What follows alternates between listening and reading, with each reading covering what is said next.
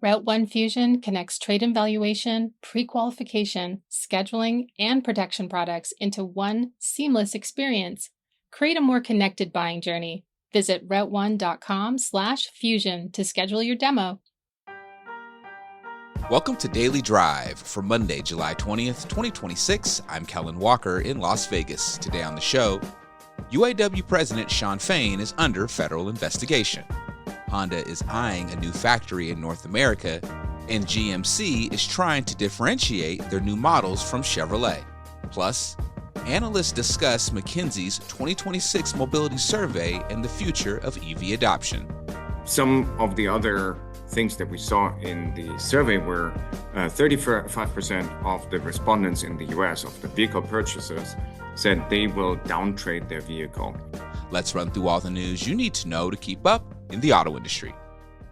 The Department of Justice is investigating UAW President Shawn Fain, which could hurt the union's efforts to get away from federal oversight.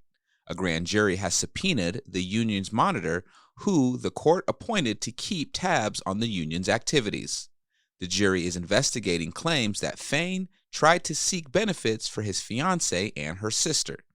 That discovery came in a report from the monitor, Neil Borofsky, who decided that Fain had demoted two top officials for refusing to follow his orders. Now, the UAW's upcoming presidential election is headed into chaos. Fain has denied wrongdoing and accused the vice president, who is one of his challengers, of trying to steal the election. While no charges have been filed, experts say the Justice Department could use the situation to extend its oversight of the union beyond January, when Borofsky's appointment is set to expire. Honda CEO Toshihiro Mibe told a Japanese newspaper that he is considering adding an 8th assembly plant in North America. North America is Honda's largest and most profitable market. It accounted for about 40% of the company's global sales last year. Factories in the US, Mexico, and Canada are running nearly at maximum capacity. Mibe said an additional plant would deliver breathing room critical for supply chain resilience and sales growth. In the U.S., American Honda is targeting more than 2% market share this year and expects to outperform the industry. General Motors has placed an emphasis in recent years on making the differences between GMC and Chevy clearer. New designs from GM are more strongly differentiating GMC pickups, SUVs, and crossovers from their Chevrolet counterparts, analysts said. For example, look at the upcoming redesigns of the GMC Sierra 1500 and Chevrolet Silverado 1500, which are the automaker's top sellers. While they share the same architecture and underlying technologies, brand executives said the Sierra offers an exterior design for pickup users who want the feel of a luxury SUV. And those are today's headlines. You can find more details on all those stories at autonews.com. The UAW's push to move beyond years of federal oversight could face a major setback. The Justice Department is investigating President Shawn Fain after a federal grand jury subpoenaed the union's court-appointed monitor as part of a probe into allegations involving benefits for Fain's fiancée and her sister. Fain denies any wrongdoing, but the investigation comes just as the union heads towards a closely watched presidential election and could keep federal oversight in place beyond its planned end date. Joining me now to talk more about it is our own Michael Martinez, who covers the UAW and Ford and is the co-host of the Weekend Drive podcast. Mike, welcome back to Daily Drive. Thanks, Kel. All right, Mike, so how could this Justice Department investigation affect the UAW's effort to end federal oversight, and what would an extension of that oversight mean for the union? Well, from the experts I've talked to, the union's at really an inflection point right now in its path for self-governance. And just a quick plug, Cal, I did speak about this on the most recent Weekend Drive. So for all you listeners who don't subscribe to the Saturday show, tune in because you got a little sneak peek. But basically, what I heard from the experts, including the former federal prosecutor who led the case against the UAW, they think it's more than likely that the feds basically extend the term of the monitorship. That monitor's term is supposed to end in January. And now this sort of cloud of corruption, this even perception that something may have gone wrong. To be clear, Shawn Fain has not been charged, but that cloud over the union could be enough justification to say, hey, things haven't really gone as well as we've wanted them to go. We're going to extend this monitorship. It would be devastating for the UAW. These leaders, these members want to govern themselves, and they haven't been able to since this corruption scandal broke. And now we're hearing it maybe even longer. Now, with the UAW preparing for a presidential election, how could this investigation influence the race and the union's ability to maintain momentum in future negotiations and organizing efforts? Well, I think it's safe to say the election has been thrown into chaos already. You've seen every one of Fain's challengers, including some folks who are running for lower offices on the vice president or regional director level, use this against him. They've jumped on it. They've said, hey, listen, this is a reason to vote against this guy because we don't want any more of this drama. So the election's in chaos, I'd say. Fain's hit back pretty hard. So they're going to hold basically candidate forums over the next few weeks. This topic's going to dominate that coverage at the expense probably of other issues that the members care about. When it comes to negotiations, could also be a big issue because whether or not Shawn Fain gets back in, his policies continue. There's just more uncertainty there, and we don't know what's going to happen, for example, with the Detroit 3 and their next contract coming up in 2028. All right. Always insightful. Michael Martinez, thank you so much for joining me. Thanks, Cal. Coming up, McKinsey analysts talk about the future of EVs and what global consumers are worried about. That's next on Daily Drive. Route 1 Fusion is a digital retail solution designed to help dealerships engage customers earlier in the process and help you capture more opportunities from your online traffic. Today's consumers expect a fast, connected experience with clarity from the start, especially when it comes to payments, trade-ins, and financing options. With Fusion, dealerships can bring key parts of the buying process together, combining trade-in valuation, pre-qualification, appointment scheduling, and protection product presentations into one connected experience. This allows customers to explore their options earlier, arrive better prepared, and move through the process with a clearer understanding of what to expect. That leads to more realistic expectations, more productive conversations, and a smoother transition from online to in-store. With Fusion, you can customize your digital retail experience and create a more connected buying journey for your customers. It's designed to support your team, reduce friction, and create a more consistent experience from first click to final steps in the process. The result? Higher quality leads, stronger interactions, and a more efficient path to purchase. Ready to see it in action? Schedule your personalized demo at route1.com/fusion. Welcome back to Daily Drive. I'm Kellen Walker. The U.S. is behind China and some European markets in consumer interest in switching to EVs. But despite rising fuel costs and lingering concerns over EV range, American consumers are more likely to switch to an EV or hybrid if they already own one. McKinsey analysts predict that EV adoption in the U.S. will continue to rise slowly because of a gap in the market for affordable models.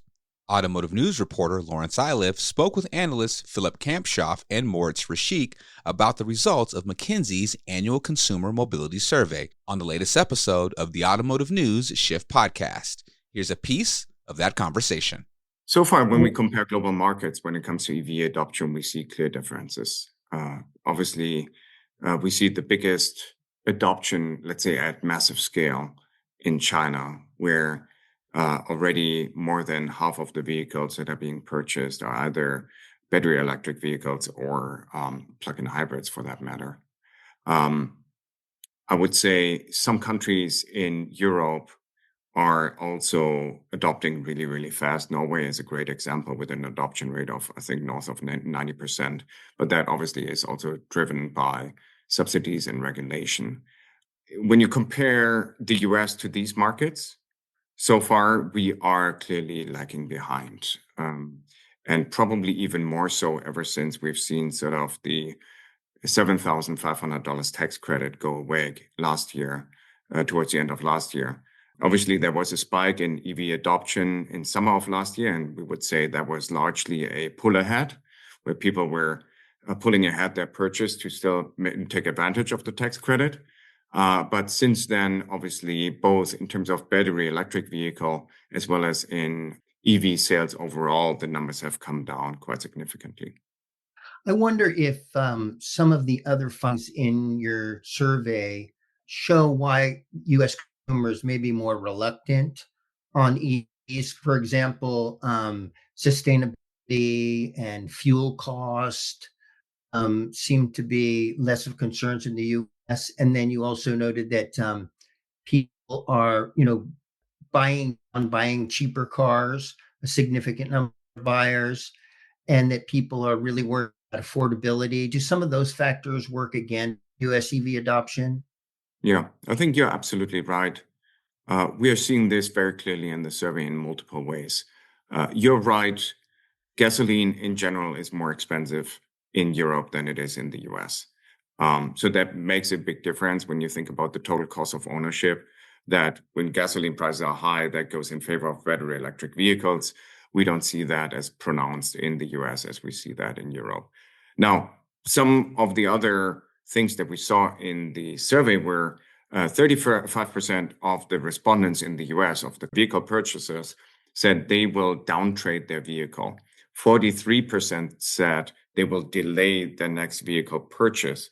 So all of this is a very good indication that affordability right now in the customer sentiment is absolutely front and center. And as we all have seen, EVs, particularly battery electric vehicles in the US market, still tend to be higher priced. By the way, that is a very big difference in comparison to other geographies where you already see very cheap EVs, particularly coming out of China. Your survey found that despite headwinds in the US, EV demand has been resilient on low levels, right? Existing EV owners are staying with EVs while ICE owners remain more skeptical.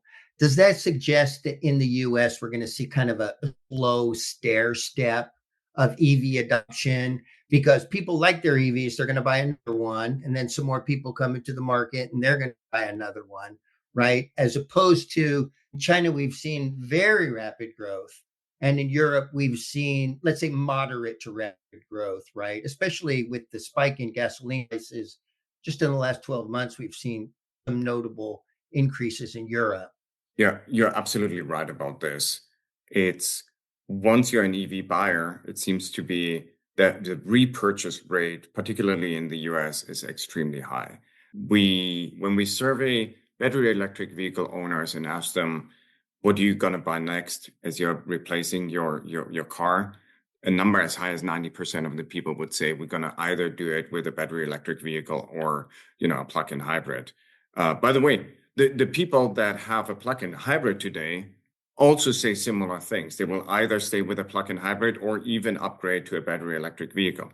Now, the very interesting thing that we've seen in our survey was we surveyed households that have two vehicles, an ICE vehicle and a battery electric vehicle. And we asked them, what if you want to replace your ICE vehicle with another car, with a new car? What are you going to choose? Are you going to go with another ICE vehicle again, or are you going to migrate over to electric? To be honest, I thought for the longest time, the answer will be they're going to buy another ICE vehicle because they want to keep it for longer range and when they go long distances and so forth. But that's not what the data shows. The data actually suggests that people that have both an BEV in the household as well as an ICE car, and they're replacing the ICE car, most likely they will replace it with a plug-in hybrid or a battery electric vehicle. So the entire household is going to go electric. So coming back to your question, what does that mean? I do think for the US, we're going to see sort of a gradual increase in adoption. I don't think it's going to be a radical increase in adoption like we've seen maybe in other markets, particularly in the absence of really affordable, really cheap economic battery electric vehicles. Now, if those come to market, I would say you could see probably an upswing. The question of EV purchase demand in your survey, and I've seen this in other surveys, whereas it seems like a lot of US consumers say they're going to buy an EV or they're interested the EV, right? In this case, your 2026 numbers say my next car will be battery electric is 17%. But then you look at the actual numbers, right? And we see that in the US, the EV adoption, if you look at registration data, which could be the best data for EVs, right? 6, 7, 8%, not 17%, not 25%, not 30%. Why do you think there's a disconnect there? Do you think it's just people want to buy an EV and maybe they start looking at prices and leasing and charging and bail out? So what I would say is there's obviously always a big difference between what we call stated intent and derived intent. Stated intent is I'm saying I'm going to do something, and derived intent is kind of what I'm actually going to do. Especially when it came to EV adoption and battery electric vehicles, we have always seen a big discrepancy between stated intent and derived intent. Oftentimes, people say sustainability is really important to me. That's why I want to go electric. But then when you look at what they're actually buying, they're still buying the ICE vehicle when it comes down to the price tag, and they're not willing to pay the premium for it. So that's why we're still seeing sort of big number differences between those when we survey people. But nevertheless, I think what I'm taking away from this survey is battery electric vehicles and plug-in hybrids or range extended vehicles are not dead. Actually, when we survey customers, there's still a pretty big interest out there. People talk about it. People signal that they're interested in buying it. I think the moment we're getting the right offer to the market that is affordable, you will see some of these customers that say they want to buy it actually convert and buying it. So just because sales numbers are now in sort of the 7-8% of electric vehicles in the market, I would say over time, we will see that number increase, and there's still a larger population that would be interested in buying some. One thing to add to this, think of this as the next 2 to 3 year horizon, right? We're asking people for their powertrain choice at the next vehicle purchase. We do see this trend of postponement the next vehicle purchase, and we've asked people also for when do you consider buying your next car? That's around the end of 27, middle of 28 time point, right? And just for calibration again, if you look to the number in Germany, 31% say their next car is fully electric. Today, we're at about 18%. So you look at about factor 2 underestimation of current BEV share of new car sales with the stated intent of customers in the survey. So it's really more like a 2 to 3 year time horizon. And then we're looking at this gradual transition into electric vehicles also in the US with a similar magnitude of current underestimation of 2x. Okay, great. And then I'm looking at another part of the survey where it says the composition of EV demand is changing in the US from an early adopter to a more tech-driven consumer into the mainstream. Can you just tell us a little bit about like who maybe some of the new EV buyers in the US are? Yeah, maybe I'll take this one. Can I just quickly also point out something point that I think we should make that we didn't make yet, which is around what are reasons not to buy an EV. And we haven't specifically spoken about range anxiety, which used to be our top 1, top 2 reason for the longest time in the US. I think 2 trends to quickly point out. One is just average battery sizes in the US going up significantly to the tune of 30% plus, which alleviates some of that. But we're also seeing in the consumer perception that range anxiety actually effectively went down from number 2 spot to number 7 spot. And that, I think, is a big driver of the continued interest and also perception of EVs as being increasingly viable. To describe this whole effect, I would talk more about like an organic growth within the US consumer base. And that leads to your second question, right? Who's buying these AEVs? Where regulation, we would say in China and in Europe have been clear accelerants in markets like Norway and other ones that would actually, like, if you will, turbocharge the adoption beyond the organic level. So that just as an addition to the previous discussion. On your question around who's doing that, we would say initially, and we saw that in many surveys that we did separately from the consumer polls too. Early adopters, oftentimes above average income households with multi-car garages, where the EV was not the first vehicle, but often the second and third vehicle. The reason why this is important was because charging at home was less of an issue.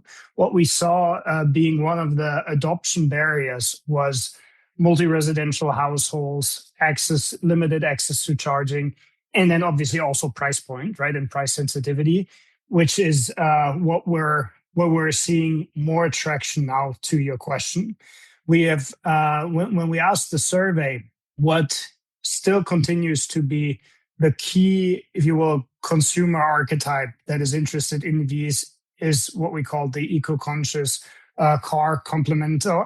That remains the case. Where we see more and more consideration is around what we call affluent innovator, but also middle-class families. So we would say from early adopters more to mass adoption, following, if you will, the organic growth pattern that we discussed before.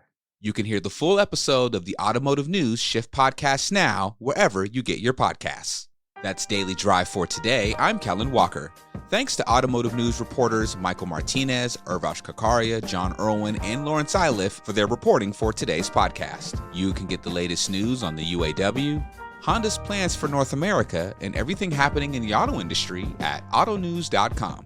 We'd love to hear from you. Let us know what you think of the show and the topics we covered today. Send us an email at dailydrive@autonews.com or leave us a voicemail at 313-444-2774. And if you enjoy the podcast, remember to like, leave a review, and subscribe so you never miss an episode.